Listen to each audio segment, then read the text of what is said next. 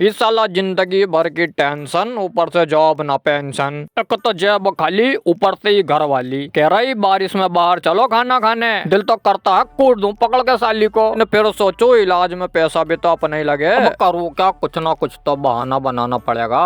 ऊपर वाले घर वाली को कैसे संभाले, कोई ना कोई रास्ता तो निकालना पड़ेगा। एक आइडिया तो आ रहा है दिमाग में। अजी सुनते हो लगता है बारिश शुरू हो गई, फटाफट तैयार हो जाओ। अरे सुन रहे हो क्या, कान के कीड़े झड़ा दूं? 2 मिनट में रेडी हो जाओ। अरे आ गई सुनाई, हो रहा तैयार, रुक जा जरा, सबर तो नाम को नहीं है। ले चलो आजा बाहर, हो गया मैं रेडी, चल फटाफट खाना खाएं। और कब भूख लग रही, बर्दाश्त नहीं हो रही, तो बाहर बैठ के खाना भी चालू कर दिया। अपने से भूख बर्दाश्त नहीं होती, चले जल्दी आजा, अभी बारिश बंद हो गई तो नाक में दम कर देगी। सुन रही कहाँ है, जल्दी आ।